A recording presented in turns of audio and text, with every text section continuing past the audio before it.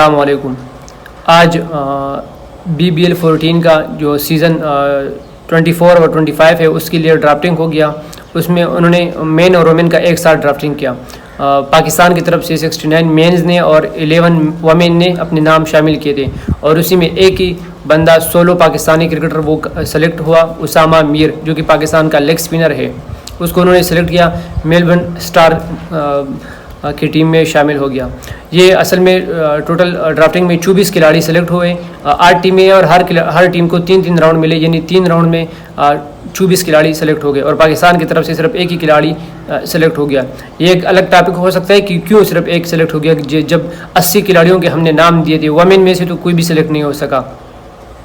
तो एक तो मसला ये कि PCB जो है वो NOC टाइम पे नहीं देता खिलाड़ियों को।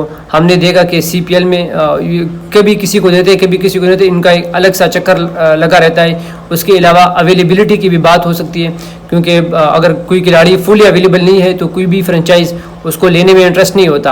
और पाकिस्तान की अगर हम बात करें तो पाकिस्तान की और ये जो बिग बैश लीग है उन दोनों के क्लैशेस आते हैं नेशनल ड्यूटीज़ के साथ, क्योंकि बिग बैश लीग दिसंबर और जनवरी में होता है। ये तकरीबन 12 दिसंबर से लेकर और 27 जनवरी 2025 तक ये लीग शुरू होता है, 2 महीने तक, तकरीबन 2 महीने या 50 दिन आप कह सकते हैं। और उसी टाइम दिसंबर में पाकिस्तान ने टूर करना है साउथ अफ्रीका के लिए, और फिर जनवरी में वेस्ट इंडीज़ ने टूर करना है पाकिस्तान का। तो पाकिस्तानी क्रिकेटर के लिए वो नेशनल ड्यूटीज़ की वजह से शायद उन्होंने बहुत ज़्यादा सेलेक्ट नहीं किया। लेकिन इसके अलावा आप ये भी कह सकते हैं कि पाकिस्तानी खिलाड़ियों की वो बात नहीं रही, या वो उस तरीके से वो परफॉर्म नहीं कर रहे ना अपने मुल्क के लिए ना लीग्स में। तो शायद ये भी एक वजह हो सकता है। और उसी के साथ अगर हम बात करें तो इससे पहले हारिस रऊफ हो गया और लाहौर कलंदर के और भी कुछ खिलाड़ी थे जो कि परमानेंटली बिग बैश लीग का हिस्सा हुआ करते थे। लेकिन इस बार कोई हारिस रऊफ नहीं है और कोई सलमान इरशाद वगैरह, ये सब इससे पहले जाते थे, जो कि पेशावर ज़ल्मी का हिस्सा है सलमान इरशाद, और भी कुछ 2-3 लड़के हैं जो कि परमानेंटली ऑस्ट्रेलिया में खेलते थे। लेकिन इस बार अगर हम बात करें तो पाकिस्तान की तरफ से सिर्फ एक ही खिलाड़ी सेलेक्ट हो गया। हाँ, इसके अलावा एक और भी पाकिस्तानी है, लेकिन वो ब्रिटिश की तरफ से खेलता है, जाफर चौहान, उसको भी उन्होंने सेलेक्ट किया। ये विकेट कीपर बैट्समैन है। अगर हम बात करें तो 24 खिलाड़ी इस ड्राफ्ट में सेलेक्ट हो गई। मेन ड्राफ्ट की मैं बात कर रहा हूँ, और उसमें 14 खिलाड़ी सबसे ज़्यादा इंग्लैंड की तरफ से सेलेक्ट हो गए।